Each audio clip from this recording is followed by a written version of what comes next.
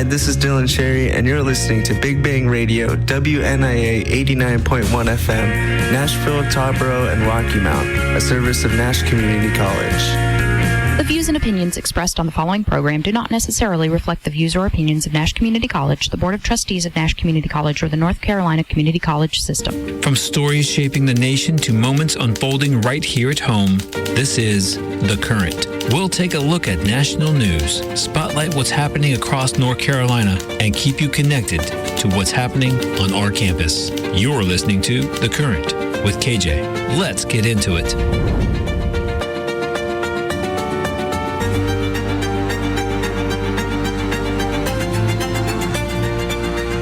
Ladies and gentlemen, it's always good to be back here with you. That's right, you heard it. Always thank you to Andrew Small, who recorded that intro for this show. I am your host, KJ, and we're here on Big Bang Radio on Nash Community College's campus, and I'm excited for some things that we're going to cover today. So if this is your first time listening to The Current, we do this in 3 segments. The Rundown, which covers national headlines, Carolina Focus, which is, of course, focused on the great state of North Carolina, and then the Hawk's Nest, because we are on Nash Community College's campus, so we just want to talk about what we got going on. So, without further ado, let's go ahead and jump into the Rundown. So, some of the things that are going on right now is AI everything, right? So, artificial intelligence, if it's told to be a hacker, it might just be a hacker. What are you talking about, KJ? Well, let me tell you. We're going to start with a story that sounds like science fiction coming to life. But according to OpenAI, it really happened. During a controlled cybersecurity evaluation, one of OpenAI's advanced artificial intelligence systems independently launched what researchers describe as an unprecedented cyber attack against another AI model. Now, before anyone starts unplugging their computers, here's some context that goes along with that story. This wasn't an attack on the internet or on everyday users. This event took place inside a secure testing environment designed specifically to evaluate how AI systems respond to cyber threats.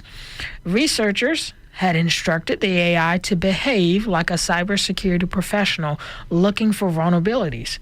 Instead, the model developed attack methods that researchers said they were more sophisticated than expected, identifying and exploiting weaknesses without being explicitly told how to do so. The experiment underscores both the promise and the challenge of increasingly capable AI systems. On one hand, these abilities could help strengthen cybersecurity by finding weaknesses before malicious actors do. However, on the other hand, experts say the same capabilities highlight why safeguards, oversight, and responsible testing remains essential as artificial intelligence, or AI, continues advancing. OpenAI emphasized that the testing occurred in a controlled environment and says the results will help further or improve safety measures in AI.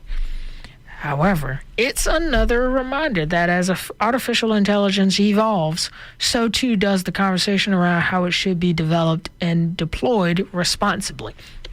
So, of course, since we are on a community college's campus or an educational institution, of course, more and more conversation has come up about AI and artificial intelligence and what place it has in the classroom, X, Y, and Z.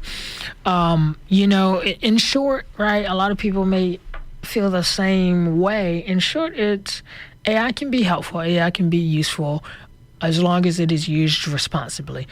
And what does that mean? I think that is continuing to be defined, especially in higher education, especially in certain subjects and courses.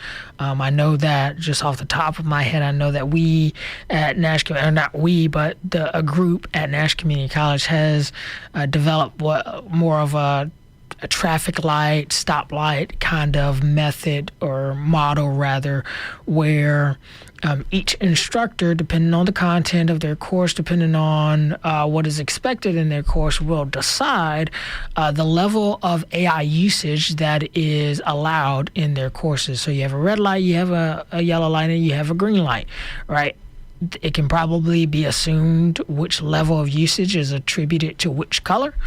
Level, I can't remember the numbers if they go up or they go down, but rather red is for no, nothing at all, not going to use it, don't want to use it. If you use it, you're probably going to have some consequences. Green is like go for it, all go ahead, all engines steam forward. And then yellow is depending on the assignment, depending on what we're discussing, things of that nature, which is, I think, at least at the beginning of this conversation or this continued growth of conversation across education about what AI looks like in the classroom. I think that motto is a good starting point for sure, and definitely a response to students, starting to use AI more and more in their classes and with their work and things of that nature. So I'm sure that will continue to expand. I'm sure that story, that's not the end of it, whether it's be with that company, that organization, or another one. I'm sure that this will continue to become something that is going to be a topic of conversation for sure, especially in higher ed, especially in businesses and things of that nature. But hopefully we all continue to try to use it responsibly as best we can. I also don't think that it should be this idea or concept that we should just get rid of AI. I mean, I'm sure, in some way, in some shape and form, I think a lot of people believe that AI just recently came out in the last few years. I think it more so, we have a lot more companies that are heavily actually just AI companies, and so there's a lot more that looks like it's coming out. But artificial intelligence or some form of automated intelligence or intelligence that pulls from a wide spread of knowledge base from somewhere, information that already exists, has already been something that has been happening in the world for years and years, right? We are just now getting to the point where it is becoming more and more of a quote unquote, I guess, popular or pop culture item, for lack of better words and lack of terms. But it's just something that is being looked at more and more. But I think some form of it has always existed, at least in the last, 15, 20 years especially. So, speaking of things people are passionate about, for one weekend every year, superheroes, movie stars, and millions of fans all gather in one place. That's right, San Diego Comic-Con once again proved why it's one of the entertainment industry's biggest stages. Studios use this year's, and when I say studios, I'm referring to movie studios, film studios, use this year's convention to unveil upcoming films, television series, exclusive trailers, and surprise appearances from some of Hollywood's biggest names. Marvel Studios generated considerable excitement with new announcements about future projects, while DC continued building anticipation for its expanding cinematic universe. You didn't ask, but I am a Marvel guy. If I had to choose between the two, I typically have gone to see movies or enjoyed movies that feature Marvel characters versus DC characters, even though I do love Batman as well. Marvel Studios chief Kevin Feige surprised San Diego Comic-Con. Also, I probably butchered his name, but that's okay. So he surprised San Diego Comic-Con attendees with exclusive footage of Avengers Doomsday, shown only to lucky fans inside of the convention center's massive hall. MCU fans, Marvel Cinematic Universe, will have to wait until December 18th to see Avengers Doomsday for themselves, but it's expected to be a massive team-up between the Avengers, Fantastic Four, Thunderbolts, and even more of Marvel stars. Fans also got fresh looks at upcoming streaming series, animated features, and several long-awaited franchise returns. One of the convention's biggest talking points was the appearance of the actor Johnny Depp, whose surprise return to a major entertainment convention quickly became one of the weekend's most discussed moments.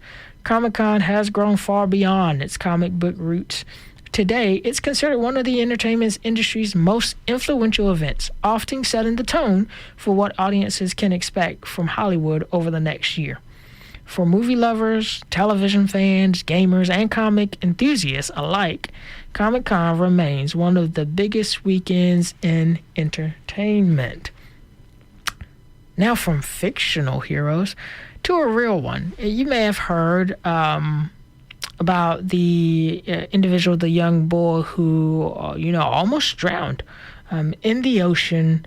And this story reminds us that sometimes the biggest heroes don't wear capes, right? A California father is expressing profound gratitude after a teenage lifeguard rescued his young son from a powerful surf. Nathaniel was standing in shallow water when he lost his footing and was pulled into the ocean Saturday by powerful swells that suddenly came ashore at the Seabright Beach in Santa Cruz, about 60 miles down the coast from San Francisco. Ryder Williams, who is 16 years old, he was the lifeguard who saved Nathaniel, said he saw the boy lose his footing in ankle-deep water.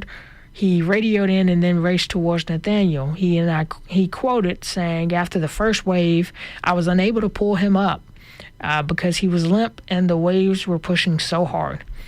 California State Parks, which employs the lifeguards at the beach, said the boy was swept about 15 yards into the ocean before the lifeguard made contact with him. In the video, Williams can be seen diving into a coming wave while holding tight to the boy. Another lifeguard jumped in to help, along with some bystanders who Williams said he warned to go back to the shore. The child's father says he is beyond grateful for the lifeguards' training, quick thinking, and calm response during the emergency. Ocean rescue officials say strong currents can develop rapidly, even when beaches appear calm. That's why they do encourage swimmers to pay close attention to warning flags, the instructions from lifeguards, as well as the changing water conditions. This rescue does serve as a reminder of the important role of lifeguards and how they play in everyday life when individuals are out, in the oceans and things of that nature. So they don't just monitor the beaches, but they're also expected to make split-second decisions like this that can save a life.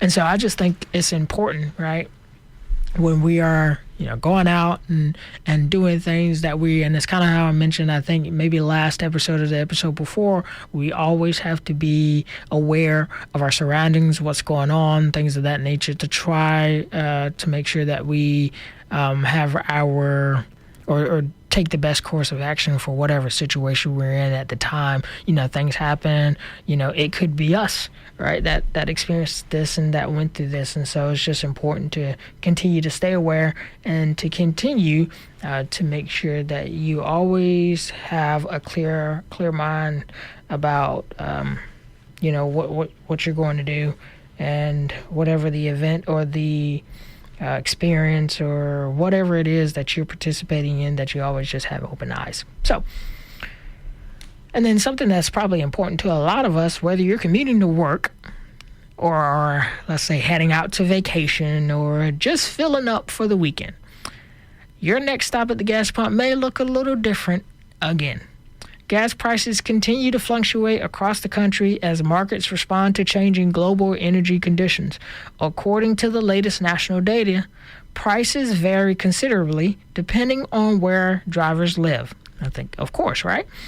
With some states seeing noticeable declines while others remain above the national average. Analysts say fuel prices continue responding to factors including seasonal travel demands, refinery production, crude oil prices, and international events affecting global energy markets. The national average, so just some quick numbers here, right? The national average alone is close to $4 a gallon, and a lot of this, more than 30% of the increase, a lot of it stems from the war between the U.S. and Iran as global oil supply continues to get tighter. The most expensive state is California, as probably a lot of you, imagine, with $5.64 of gas, while the least expensive is Indiana at $3.56. Since this day last month, so same time last month, the overall average is up about 25 cents. And the last time gas was this high in California, at least, and I know this for a fact because I went to California shortly after, the world opened back up. But the last time they had this high of gas was during, if I'm not mistaken, following the COVID-19 pandemic lockdown. So, which was anticipated and expected because you had almost no one driving, to all of a sudden you got everybody back driving once again, so the supply couldn't keep up with the demand. For many families, even modest price changes can make a difference, particularly during the busy summer travel season. Experts recommend comparing prices locally when possible and planning ahead before longer trips. While no one can predict exactly where prices will head next, energy analysts expect conditions to remain dynamic throughout the remainder of the summer. So I guess that's something for you to look forward to for the remainder of the summer as the summer closes out. And hopefully soon here we can see some relief in some of the gas prices. I know for a lot of us, and but we can only hope. We can only just hold on to that. That's going to change. The gas prices are going to change. They're going to get lower, especially to account for individuals that, cannot handle, some of the disruptions that higher gas prices bring along. So we took a little bit longer on this segment than I wanted to, but that's okay. We're going to jump into a commercial break, and then when we get back, what we're going to do is we're going to cover Carolina Focus in the great state of North Carolina. We'll be right back in just a second. Stay with us.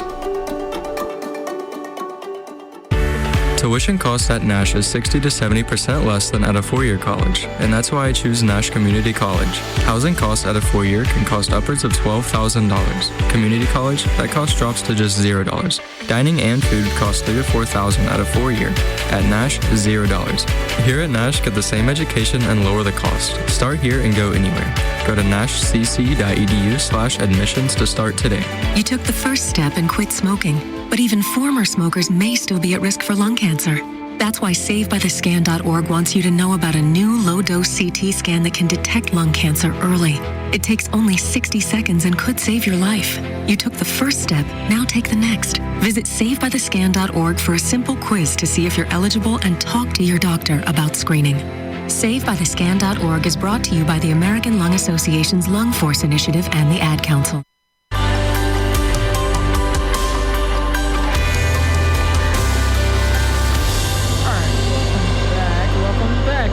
Just a short break, and let's jump back in. So, from stories shaping communities across the state to headlines closer to home, this is Carolina Focus. So, let's start in Chapel Hill, shall we? A senior athletics administrator at the University of North Carolina at Chapel Hill has been placed on administrative leave, prompting renewed attention on one of the college athletics' most recognizable and, at times, controversial figures. Michael Lombardi, who has served in advisory roles throughout professional football and more recently joined UNC's football program, has been placed on leave while the university reviews the situation. Lombardi is the highest paid general manager in college football and a longtime confidant of NFL coaching legend Bill Belichick, who is in his second year as head coach for the Tar Heels football team. Lombardi is considered a non-faculty employee who is exempt from the State Human Resources Act. Such employees may be placed on administrative leave by their supervisor for the duration of an investigation into unsatisfactory job performance or unacceptable personal conduct. The length of the administrative leave will vary based upon the matter under investigation, but should not exceed 30 days. This is according to the university's Human Resources website. The university has not publicly released many details surrounding the decision, citing personnel matters. Lombardi hasn't responded to WRL's multiple requests for comment. Lombardi is well known throughout football circles for decades of experience in the NFL as an executive, an evaluator, and a commentator.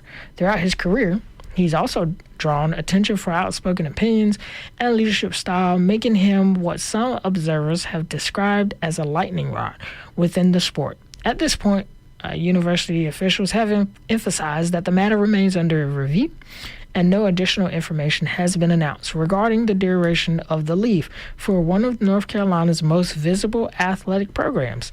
The story serves as another reminder that leadership decisions often extend well beyond what happens on the field.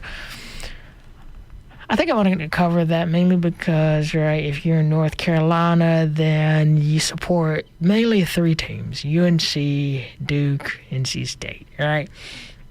At least that's what's in common conversation when speaking about football and basketball. I think mostly this intrigued me because of, I think there's a whole situation going on, I think, in UNC athletics, just for the addition of Bill Belichick, the addition of his 2 sons that are also on staff, the addition of Lombardi, who worked for him in the past while they were in the NFL together. It is a very interesting, it's very interesting how this has played out, and how almost the entirety of the UNC Chapel Hill front office administration looks different now, and a lot of them already have pre-existing relationships with Bill Belichick, who was hired 2 years ago, or going into his second year rather now.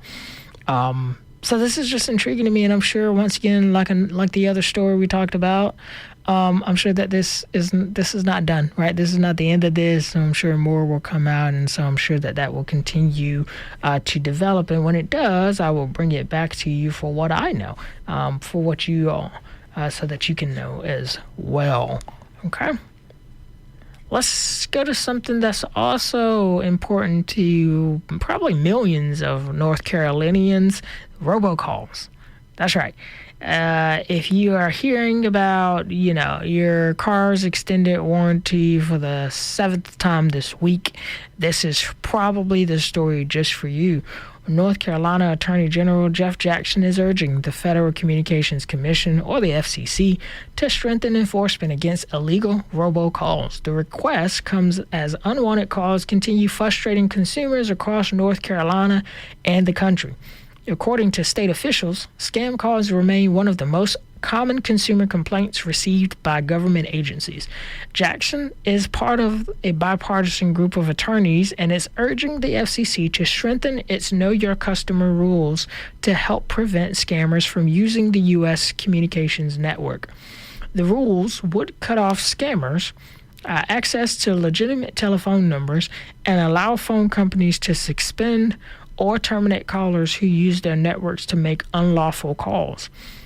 And I quote, Jackson said, "We're asking the FCC to make sure phone companies do their part to stop these scammers from reaching North Carolinians.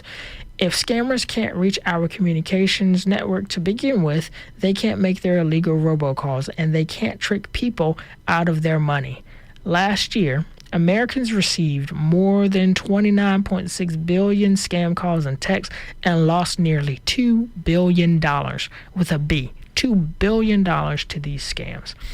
Officials say many robocalls are tied to fraudulent schemes involving fake government agencies, bacon scams, technical support, prize offers, or identity theft attempts.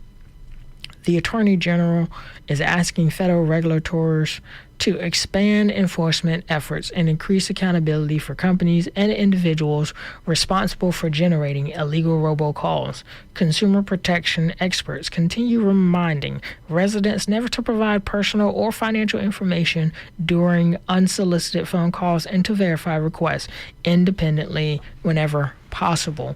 And so just a quick note on that, I think that this is definitely something that a lot of people can agree with, definitely something that a lot of people feel like we need.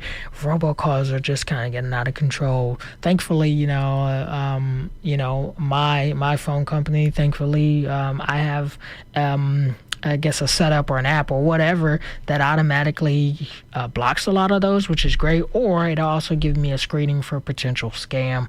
But I guess I'm kind of like the older generation as well. If I don't know the number and they call me and I don't answer, if it's important or if it's somebody that has a true need or truly needs to get to me or truly knows me, they'll leave a voicemail.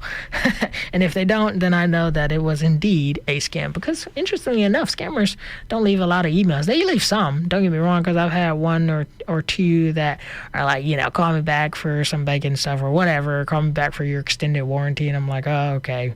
But, I would say 8 out of 10 times I don't get a voicemail from that potential spam. So, good on Attorney General Jeff Jackson, especially in North Carolina, for fighting the good fight.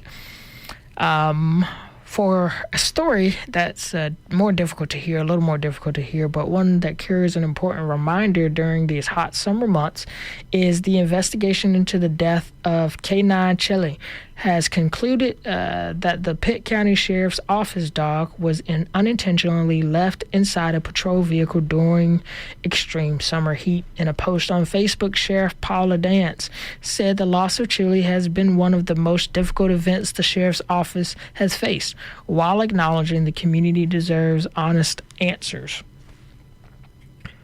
The Sheriff's Office said on June 11th, Chilli and her handler traveled to Rocky Mount for scheduled explosives detection training. After several hours of training, they returned to the Pitt County Sheriff's Office shortly after 12 p.m. with Chilli in the rear seat. According to the Sheriff's Office, Chilli's handler tragically forgot she was in the car. When he returned to his vehicle after 4 p.m. at the end of his shift, he discovered Chilli. The Sheriff's Office initiated an internal affairs investigation on June 12th and said because a Sheriff's Office employee was involved, the review had to be completed before information was released to the public. That investigation concluded on July 21st and determined there was no evidence that the dog was left in the vehicle unintentionally or intentionally, and that criminal charges are not supported. The Sheriff's Office has described the incident as a tragic mistake and says it has reviewed the circumstances surrounding what happened. The case has drawn significant public attention, not only because the K9 was a working law enforcement dog, but because it also serves as a reminder of how quickly temperatures inside parked vehicles can become life-threatening. Whether it's a child, a pet, or anyone unable to exit a vehicle on their own, officials continue emphasizing one simple message: never leave anyone unattended inside a parked vehicle during hot weather. Which, as someone who I do like pets, and have had quite a few dogs throughout my life and through my adolescence and through young adulthood, right? Seeing a vehicle that has a dog inside of it, even with the window crack, is just something that kind of gets under my skin a little bit. But, it's just important, right, to make sure that you are, and it's a recurring theme, make sure that you're being aware of your surroundings, you're being aware of the decisions you're making, and, of course, this can happen, right? Let me be clear there, right? We're all humans, mistakes happen, but it's just a reminder, it's just a reminder to be aware, be cognizant of the things that you're doing. That goes for myself and as well, right? Just being aware of the environments or situations I'm putting myself in. So, that's a look at what's happening across North Carolina. And once again, this is Focus. So, we're going to take one more quick break, and then we're going to come back to the Hawks Nest, and then we're going to try to get out of here, all right? Stay with us. Hey, what's up, you guys? Listen to the R&B Lunch Hour right here on 89.1 FM Big Bang Radio, where I, Xavier, will play all the hits and hidden gems from groups like SWV, Boyz II Men, and In Vogue. Like what you hear? Listen in every Wednesday at 12 on Big Bang Radio.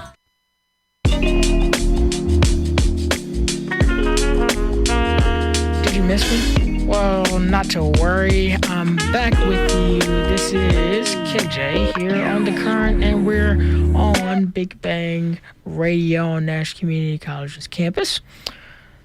So, let's first cover.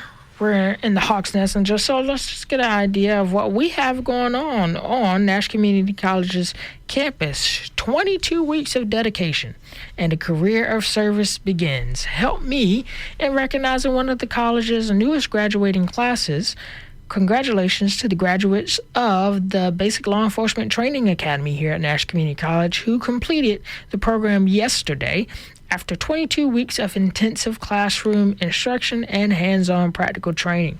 Throughout the academy, students prepare for careers in law enforcement by developing the knowledge, physical skills, and professional judgment needed to serve their communities. Training includes criminal law, patrol procedures, emergency response, firearms, defensive tactics, investigations, ethics, and scenario-based exercises designed to mirror real-world situations. Successful completion of the academy marks an important milestone as graduates prepare to pursue careers with law enforcement agencies across North Carolina. Congratulations to each member of the graduating class and best wishes as they begin careers dedicated to serving and protecting their communities. Moving a little bit to some more student engagement, student success focused initiatives that we have going on. Nash Community College continues expanding the use of Element 451, the college's student engagement platform and customer relationship management software, to better support students throughout their entire college experience. From the moment a prospective student expresses interest through to graduation and beyond, the platform helps connect students with the information and resources they need. Students can schedule appointments with college staff, explore campus events, receive important reminders by text message, and access answers to common questions directly through the college's website. The website also features AI-powered virtual assistants, including Shane, who assists with advising questions, and Hope, who will help them navigate through admissions-related questions.